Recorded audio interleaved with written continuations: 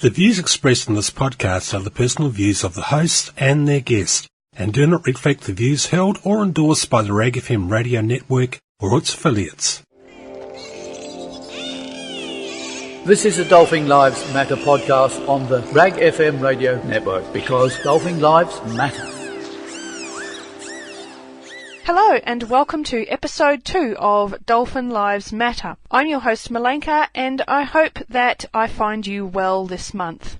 Just some quick housekeeping before we get underway. Recently we have had some very good news here at Dolphin Lives Matter. We have recently been added to the Spreaker pod directory. So if you go to Spreaker.com and type Dolphin Lives Matter into the search bar, you should be able to find us. And you can also find us on iTunes and SoundCloud, which is really, really exciting as well. So we are definitely getting around there. Here in episode 2 of Dolphin Lives Matter, we're going to cover 2 topics today because of just the time we've had. So basically the first one I wanted to talk about was Plastic Free July, because of course it is July 2019. So I thought it would be a really good time to talk about Plastic Free July and what it's all about here at Dolphin Lives Matter. And in the second part of Dolphin Lives Matter, we will profile the most recent Maui Dolphin Day, which happens in Raglan, New Zealand, roughly around March every year, and this year in 2019 it was on the 23rd of March 2019. So we'll profile that and give you a quick listen into what happened at Maui Dolphin Day after the halfway interlude. So first of all, in the first part of the podcast, let's talk about Plastic Free July. So basically, Plastic Free July, I will just start by reading off the Plastic Free July website, which is essentially run by the plasticfree.org. I'll link a link to this website on the Dolphin Lives Matter website.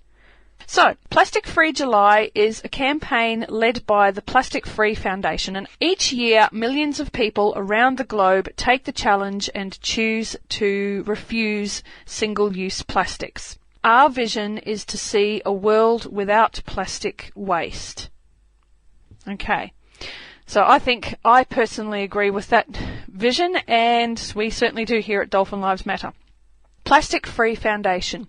The Plastic Free Foundation Limited is an independent, not-for-profit organisation established in 2017.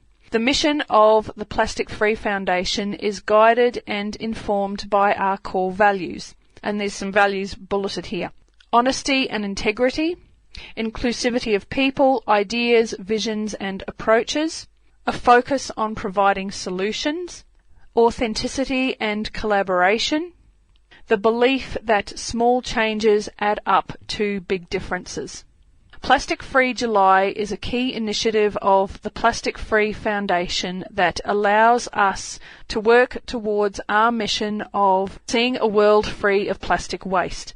From humble beginnings in 2011, the award-winning Plastic Free July campaign to the result of years of hard work, whatever that means, it doesn't make sense. It was started by Rebecca Bry Rules, I think her name was, quote in brackets, the founder of the Plastic Free Project, and a small team of local governments in Western Australia, and is now one of the most influential environmental campaigns in the world. Millions of people across the globe take part every year, with many committing to reducing plastic pollution far beyond the month of July. So this is the impact. It says our impact. There's no doubt about it. Plastic Free July is changing the planet for good. That's why we've been awarded Winner 2018 Infinity Award. It's just got a whole heap of their awards here, so okay.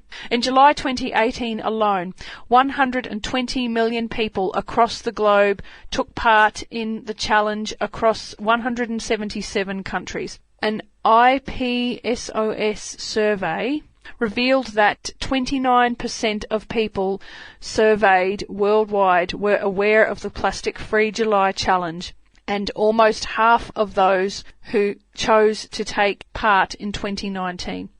Plastic-free July participants. So as you can see, it is a big to-do, and it's a really good thing. I personally really support Plastic-free July as an initiative to reduce not only my plastic use, but to bring to attention the plastic problem in our environment. So that's basically a rundown of exactly what Plastic-free July is. But the question remains asking, why should the right care?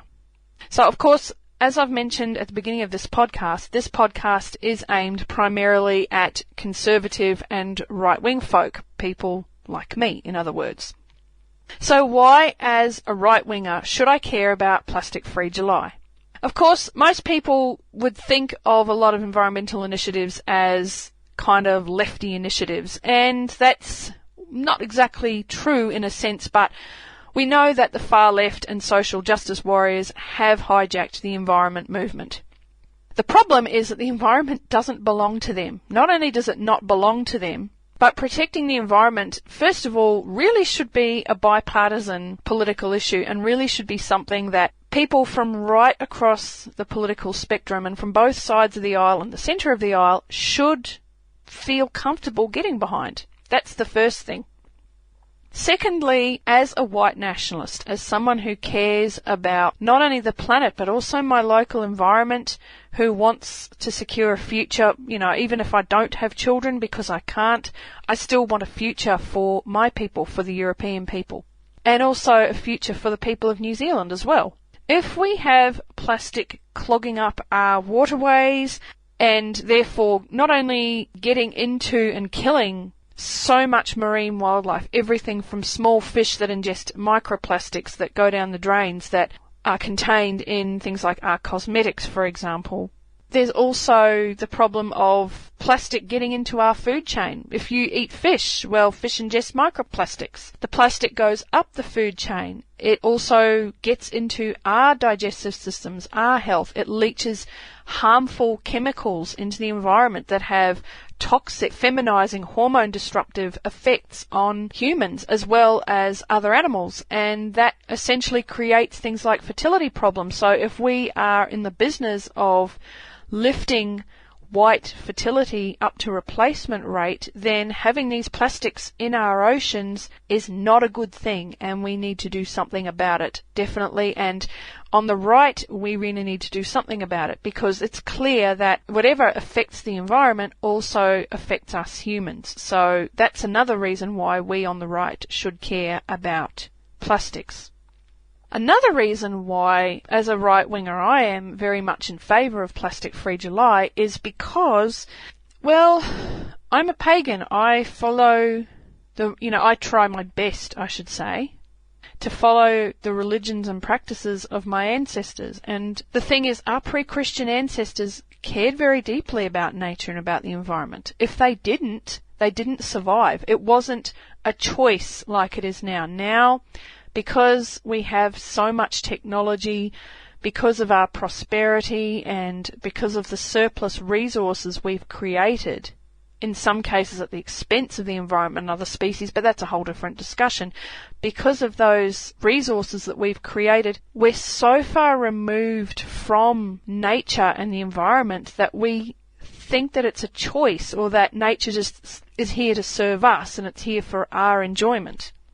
And the reality is that's not the case. But our ancestors in pre-industrial, pre-Christian times didn't really have that luxury. They couldn't just choose whether they were going to take care of the environment or not. They had to take care of nature. They had to live in nature with it. They saw themselves as a part of nature, not apart from it. And of course they had to, because not only were they so dependent on nature for their very survival, but it was believed that you would incur the wrath of the gods if you didn't look after nature, if you didn't take what you needed and nothing more, if you didn't do these things, if you didn't act like you were part of nature. In other words, from where I sit personally, following Indo-European folk ways, folk traditions and folk religions actually teaches you to be a good steward of the environment. As somebody who is a pro-European right-winger, I see it as a duty to be a good steward to our planet, to our land, and to the environment that the gods have given us to live in. So, with that bearing in mind, is it good stewardship to dump millions of tons of single-use plastic into the oceans, putting in jeopardy the very survival of a lot of marine species? Is it good stewardship of the environment to be dumping these plastics that leach chemicals into the environment that harm all the marine mammals and other marine life that lives there? Is it good stewardship to be dumping chemicals into the environment that have things such as hormone disruptors, that feminize you? Alex Jones wasn't kidding when he said that the chemicals, quote, turn the friggin' frogs gay, end quote. I always like that quote. No, this is not good stewardship. No, this is not okay. And as somebody on the dissident right, I fully believe that, yes, that environmentalism should be seen as a non-partisan, bipartisan issue. It should be something that people on both sides of the political aisle, and as well as in the centre, should feel comfortable being engaged with. It's not something that belongs to the far left. It's not something that belongs to social justice.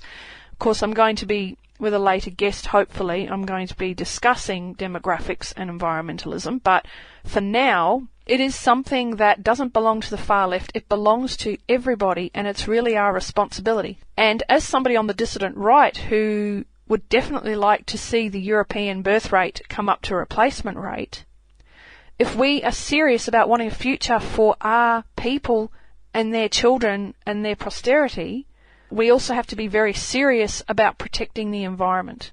Because if we want a future for our children, we also need a future for our planet.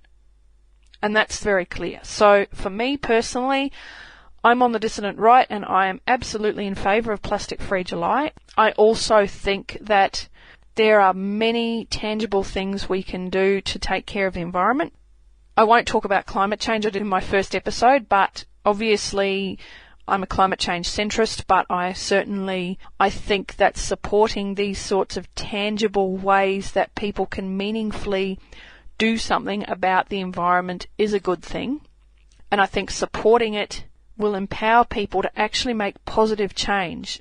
I'd rather support campaigns like Plastic Free July than some nonsense climate change campaign that is really just going to leave people helpless and scared. I'd rather focus on tangible things, real environmental issues, not issues that are just being, mountains being made out of molehills, but real tangible environmental issues that have real solutions that people can actually do something about. So with that in mind, like I said, if you are conservative, if you're a dyed-in-the-wool conservative and think that it is your religious duty and your command from the Bible to have children, then absolutely, if you believe that, then your children really deserve to inherit a planet that is at least able to recover and is least damaged as possible. Don't you think so?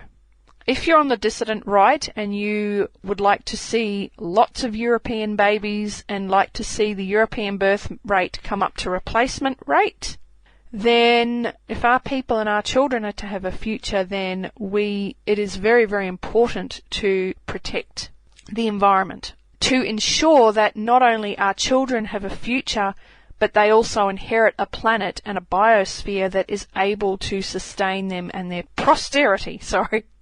So, in closing about Plastic Free July, if you're a right-winger or a conservative listening to this, my closing message is this, and I say this from one right-winger to another. If we are going to talk about the future of European people or just general conservatism generally, then we need to remember that if we want healthy humans, if we want humanity to be physically, emotionally and spiritually healthy, that cannot happen without a healthy biosphere. The Earth, the biosphere of the Earth, is what sustains us. If that biosphere is not intact, if it's unhealthy, if it's sick or it's being overstretched because there's too many humans for ecological carrying capacity, then you're